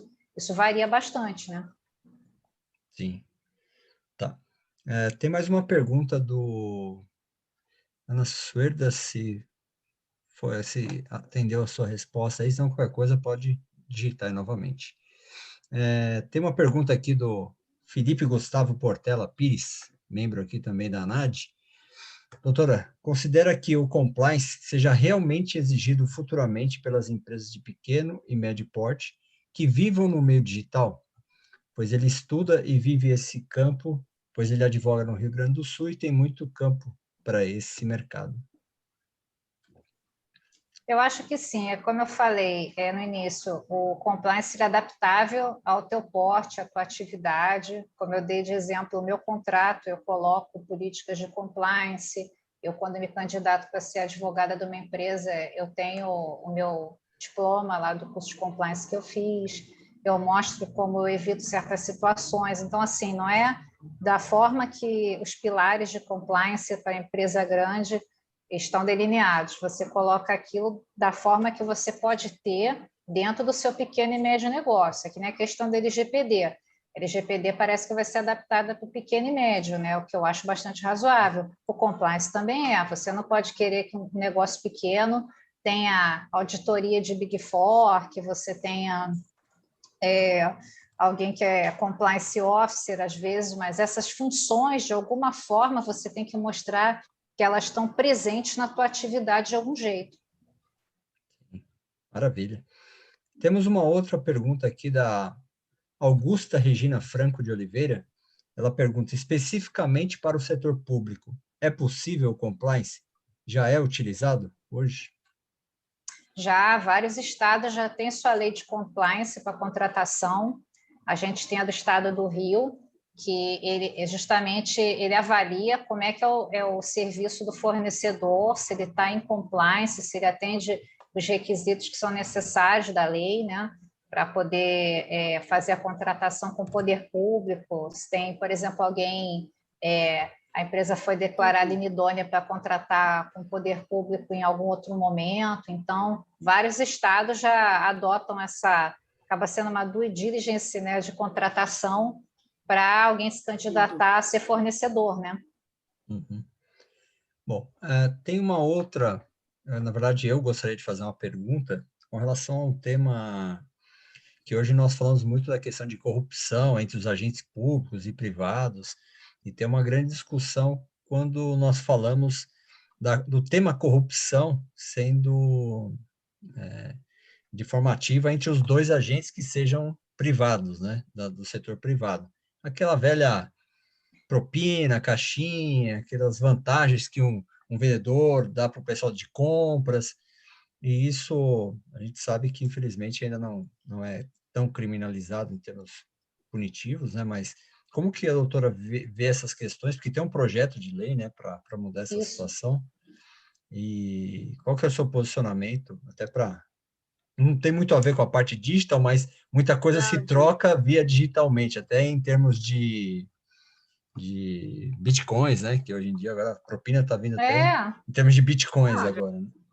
Agora você fez a pergunta, eu lembrei de uma coisa que eu li outro dia, que tem tudo a ver com isso. Assim, a gente fala em corrupção, que tecnicamente é você pagar uma quantia para um agente público, né, para fazer ou deixar de fazer algo, né? Corrupção ativa ou passiva, né? Ativa é você pagar, passiva é você aceitar esse dinheiro. E a corrupção entre entes privados, ela não é criminalizada ainda. Existe esse projeto, mas é você, digamos assim, prometer uma vantagem para conseguir fazer esse negócio. Em alguns países já existe essa criminalização. No Peru, por exemplo, a corrupção privada já é crime. Eu acho que, assim, e ainda que se diga que o direito penal é tecnicamente a última ratio, né, a última instância, se apelar para evitar certas situações na sociedade, eu acho que a raiz dessas corrupções tão qualificadas é justamente nesses presentinhos privados. Isso acabou sendo só tipo a evolução do homem, né? A evolução da corrupção, né? Então, eu acho que isso realmente deveria ser coibido para você, de certa forma, fazendo esse tipo de coisa, quando você está sendo punido por estar fraudando uma licitação, você está violando o princípio constitucional, né, da licitação, da melhor oferta e tal. E na esfera privada, quando você consegue alguém para contratar com a tua empresa, né, para ser um fornecedor que é aquele que te interessa, vai ter o presentinho, você, de certa forma, está violando o princípio da licitação, porque quem garante que aquele fornecedor é a melhor opção para o trabalho da tua empresa, para a segurança da tua empresa. Outro dia eu vi uma notícia, que era isso que eu ia falar, tanta preocupação com cibersegurança, né? Aquela coisa de fazer controles internos específicos contra vazamento de dados, atividades estranhas no sistema, né? Download de uma porrada de dado, e aí faz aquilo tudo, monta aquela estrutura, e aí você pega como aconteceu na Espanha, o cara que era CISO da Telefônica Celular, né? Lembra que tinha Telefônica Celular? Sim, virou a Vivo e tal? Sim. E o cara foi afastado, demitido por corrupção, porque não adiantou nada todos aqueles controles eletrônicos que ele negociou dessa forma os contratos para os fornecedores de software da empresa. Exatamente. É exatamente em cima disso que eu pergunto, porque parece que não, mas é muito comum, por exemplo, num processo de implementação e adequações LGPD, envolve todos os departamentos, colaboradores, tem todo aquele movimento de um ano, e às vezes dentro de uma conformidade que diz respeito às pessoas, às vezes alguns funcionários são aliciados para, por exemplo, vazar o dado propositalmente, sejam dados de cartão, dados para um potencial cliente, e muitos crimes são cometidos simplesmente porque esse funcionário deu os dados para um outro funcionário que vendeu para um fornecedor, que vendeu para um... nós acompanhamos diariamente que isso acontece. Então, eu acho que realmente seria um pontapé muito importante para o Brasil, principalmente, para a LGPD, se realmente essa criminalização viesse a estar em vigência, né? Já seria um ponto já infelizmente, as pessoas só deixam de fazer por alguma multa ou alguma atividade delituosa, né? Então, acho que agregaria dessa forma, né? Exatamente. Que nem agora você vai ter a LGPD penal, que eles chamam, né, que é voltada para o tratamento de dados em matéria de segurança pública, né? Você tem um crime que estão propondo, né, um tipo penal novo, que seria justamente de transmitir dados sem autorização, ceder dados. Esse pessoal que vende dados na Dark Web, né, que faz essas coisas. E aí eu vi uma vez um palestrante falar assim, mas o direito penal precisa tutelar isso? Pô, eu acho o seguinte, a privacidade eu entendo como uma questão de direitos humanos, direitos fundamentais. Tem países, por exemplo, como a Espanha, que tem um capítulo do Código Penal dos crimes contra a privacidade. Então, assim, qual a importância que você dá no Brasil para isso? Tipo, o nosso dado não é importante? Sim. Igual aquela propaganda, né? Acho que é do Itaú, né? Imagina, e isso acontece, chega a ser engraçado, mas infelizmente é isso que acontece. Mas legal. Ainda há uma necessidade muito forte de mudança de mindset da nossa cultura a respeito da privacidade, né? O pessoal não liga muito nem para a senha, nem acaba não dando muita importância para a privacidade. Exatamente. Aí você vai convencer um cara da governança corporativa como nessas condições no programa de compliance, né? Exato. Sim, infelizmente. Muito bom. Temos mais uma pergunta aqui do Daniel Abreu. Doutora, além da lei anticorrupção, existem outras legislações que são apontadas no compliance? Bom, você tem a lei de anticorrupção do Brasil, né? Ela é voltada para os negócios feitos aqui, mas você tem, como eu falei no início, legislações internacionais que são importantes, que inspiraram a nossa lei anticorrupção, né? Que é a FCPA dos Estados Unidos, né?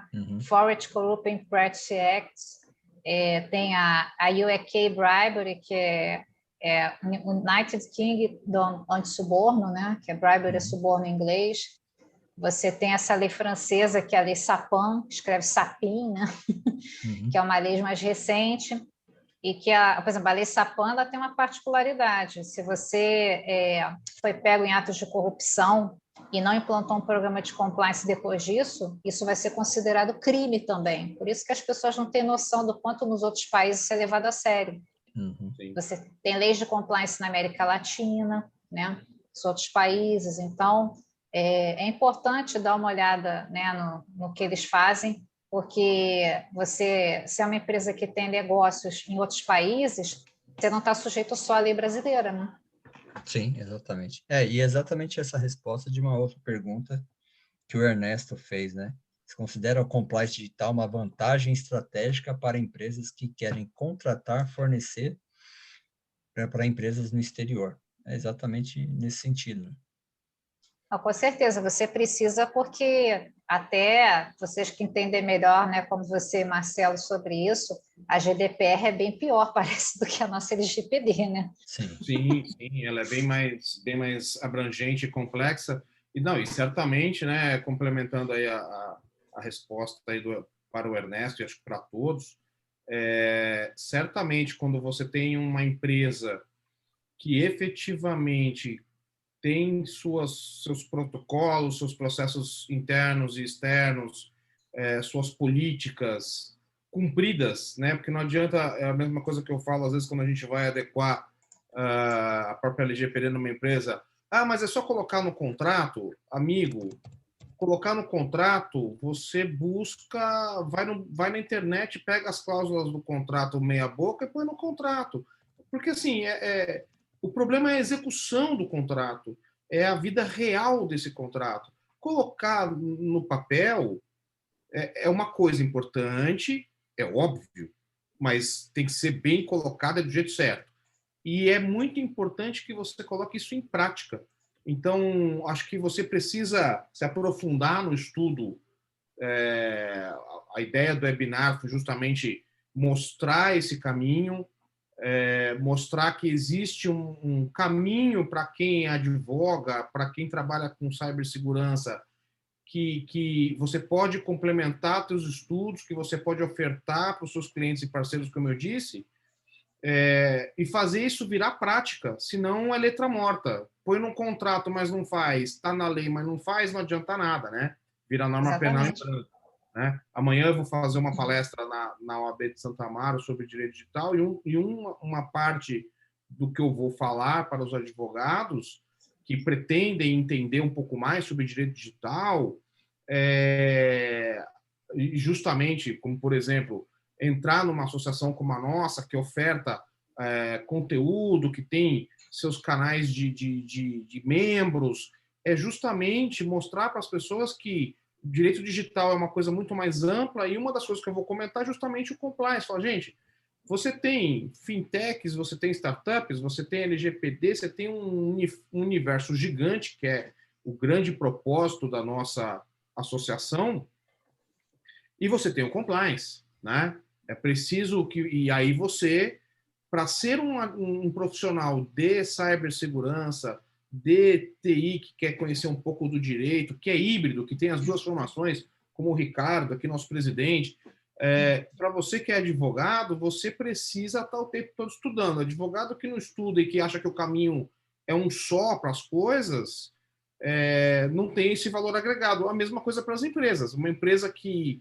não tem essas práticas tende a ficar para trás em algum momento. Numa disputa, é aquele ponto que falta num concurso público, né? É aquele ponto que distancia você dos demais concorrentes de mercado. Exatamente. A gente está no momento que, assim, quando eu me formei, né? Parece que eu sou muito velha, né? A gente estudava e escolhia uma área, né? A C, quando se formou na década de 90, né? A gente escolhia o que agradava mais. No meu caso, foi o direito penal. Eu falo sempre que, assim, eu gostava de penal, me apaixonei e não casei com direito civil, foi sempre direito penal. Mas o que acontece? Não tinha essa visão multidisciplinar que agora a gente tem que ter das coisas. Não basta só eu saber direito penal agora. Eu tenho que saber direito digital, eu tenho que saber compliance, porque quando eu for pegar, como eu pego um processo contra um gestor de uma empresa acusado de alguma coisa, uma das questões que se pergunta em jurisprudência é sobre a situação do programa de compliance. Aí você, não sei. Aí não dá, né? Não dá, exatamente. Não, mas perfeito. Acho que só a última pergunta, só para nós fecharmos aqui o painel, é uma pergunta da Yasmin Wong. Doutora, qual é a recomendação para um graduando, estudante de direito, né, que pretenda seguir carreira em compliance? Qual o perfil do profissional de compliance? Bom, o perfil do compliance, para quem quer trabalhar com isso, eu acho que, de certa forma, parece com o do empreendedor, né? Saber lidar com risco, né? Então, você está ali sempre, vai estar numa carreira que você tem que estar sempre se atualizando, os riscos são cada vez mais sofisticados, principalmente de criminalidade, né? Como eu falei, lavagem de dinheiro, uma lavagem de dinheiro com criptomoeda. Então, você vai estar sempre tendo que estudar coisas novas, você vai ter que correr principalmente atrás dessa parte de tecnologia. Então, como eu disse, não vai bastar só você ter uma formação, mesmo que você não seja criminalista, né? Mas se você quer ter uma posição para trabalhar numa empresa, ou você quer ser um consultor independente, um advogado, você vai ter que ter, além do diploma de direito, ter o curso de compliance, um curso mais específico para o compliance que você quer trabalhar. Como eu falei que tem os compliances periféricos, do ambiental. tem uma formação em compliance ambiental, tem compliance tributário, trabalhista. Então, assim, e não é específico privativo de advogado, você pode trabalhar com compliance sendo de outras carreiras também, né? Porque nesses cursos eles passam coisas sobre outros temas, outras esferas do conhecimento. Então, você tem que correr primeiro atrás do conhecimento básico e se especializando, né? Da mesma forma, acho que é uma função muito parecida com a do próprio DPO. O pessoal me fala assim, precisa ser advogado? Não. Precisa conhecer um pouco da norma? Óbvio. Eu tenho colegas que trabalham com compliance e periféricos que não são advogados, mas que conhecem muito de um tema e foram fazer um curso de compliance, né? Acho que a grande pegada para quem é advogado é justamente o fato da gente ter uma facilidade com a parte de humanas e a parte de interpretação das normas, entendimento da doutrina, da jurisprudência, essa visão estratégica que para nós é um pouco mais fácil, né? Mas nada impede que você faça o curso de compliance criminal sendo um engenheiro que vai trabalhar como DPO ou como compliance. Quando você, como você falou, para ser um profissional consultor, para trabalhar, quando você mostra que você tem valor agregado, é o mesmo diferencial da empresa que coloca o compliance em prática, né? A verdade é que, poxa, o cara aqui é engenheiro, mas ele tem um curso aqui de LGPD, ele tem aqui um curso de compliance, o cara, ele é multidisciplinar, né? É um pouco aquela teoria do pai rico, pai pobre, né? O cara que consegue lidar com várias coisas hoje, ele é muito mais requisitado do que aquele que só trilha um caminho, né, Cláudia? Exatamente, não dá para ficar só numa coisa só, você tem que correr atrás, o mundo está exigindo cada vez mais que a gente entenda de assuntos diferenciados, até porque para você atender uma pessoa, você tem que, até para ver o compliance, o que está adequado, funcionando ou não, você tem que entender um pouco a realidade dela, né? Então, não adianta ficar só naquela posição de advogado, de bater na tecla, você está contra a lei, mas, assim, dentro desse negócio, o que é possível fazer, o que é possível adaptar? Assim, qualquer negócio, que eu estou vendo até no chat uma pessoa perguntando aqui, compliance na arbitragem, tem que ter. Será que você respeita a lei de arbitragem? Se você está tendo critérios para fazer esse atendimento que estão respeitando, né, a tua função, enfim. É tudo adaptado ao negócio e à função que você desempenha. Então, tem que você colocar, não de uma forma padrão, tem que fazer uma coisa personalizada para você poder fazer um atendimento bom. Isso. Perfeito. E podem começar fazendo o curso da Cláudia, fazendo um favor. Sim, realmente. Pois é, gente. A multidisciplinaridade está no ar, né? E hoje em dia, assim, compliance está virando produto de luxo, né? Você vê que no mercado está cheio, óbvio, eu sei, de curso e tal, mas, assim, a crise está grande, as coisas estão caras, então, assim, investir no que tiver o tamanho do seu bolso, acho que vale a pena. Sim. Aí que seja efetivamente objetivo e hands-on, né? Mão na massa. Acho que tem que ser, até porque, não querendo falar, cada curso acho que tem a sua particularidade, né? Mas eu acho que o que vale é muito do que cada um busca, né? Para frente, assim, conhecimento de as coisas práticas. Como você falou, a pandemia está aí, exige que você aprenda as coisas de uma maneira muito mais rápida, mas tudo a seu tempo, né? Tem cursos de 1, 2 anos que tem a sua necessidade específica, né? Assim como tem cursos mais rápidos. Mas legal. Espero que o pessoal tenha gostado. A gente aqui da diretoria da NAD está sempre procurando trazer para os nossos membros, todos, sem exceção, diversas áreas do direito digital, diversas formas de ver, de entender, de estudar o direito digital, justamente para que os membros tenham esse leque de opções de estudo, de trabalho, como disse o Ricardo aí, de hands-on aí para melhor atender os clientes de vocês e sobreviver aí. Muito obrigado, Ricardo, obrigado, Cláudia, obrigado a todos que estão aqui participando.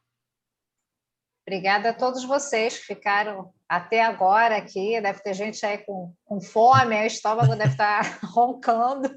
O papo tá bom, né? Duramos 2 horas, né? Mas tem muita coisa para se falar. Eu espero ter contribuído, poder dar uma luz aí na carreira das pessoas, para quem acha que está meio perdido sem saber para onde vai. E dizer que, como eu falei mais uma vez, que eu estou à disposição. Quem quiser se interessar pelo curso, me procura no LinkedIn, no site da CCBS, www.criminalcompliancebs.com, e aí a gente pode conversar. E obrigada mais uma vez na própria ANAD, Ricardo. Você está na própria ANAD, né? Você está no Comitê de Crimes e... Eu estou no Comitê de Crimes, parece até que eu sou mentora intelectual de crimes cibernéticos. Segue novamente o LinkedIn da doutora Cláudia aí, quem quiser pegar o LinkedIn e adicioná-la. Isso. Tá. Não, mas com certeza, que o tema é empolgante, se deixar, mas em breve nós vamos trazer novamente temas relacionados aí e contamos com a sua participação novamente. Muito obrigado, viu? Obrigada a vocês, vocês são muito gentis, gostei demais de participar. Obrigada pelas perguntas que as pessoas mandaram. Sim. E o que precisar, podem contar comigo. Ai, Cláudia, você mandou muito bem nos slides, viu? Fica tranquilo que todos foram com conteúdos. Foi ótimo. Não, foi... que bom. Mas foi muito legal, o pessoal até... alguns pediram aqui, eu acho que assim, quem quiser algum tipo de slide, algum tipo de informação, pode pedir diretamente para a doutora Cláudia no LinkedIn dela, que aí dentro da possibilidade ela envia para cada um de vocês. Tá bom, Cláudia? Com certeza, combinado. Bom, mas muito obrigado aí. Pode fechar aí, Marcelo. Obrigada a vocês, gente. Obrigada, gente. Boa noite, gente. Boa noite para todo mundo. Obrigada. Boa noite, sucesso e se cuidem.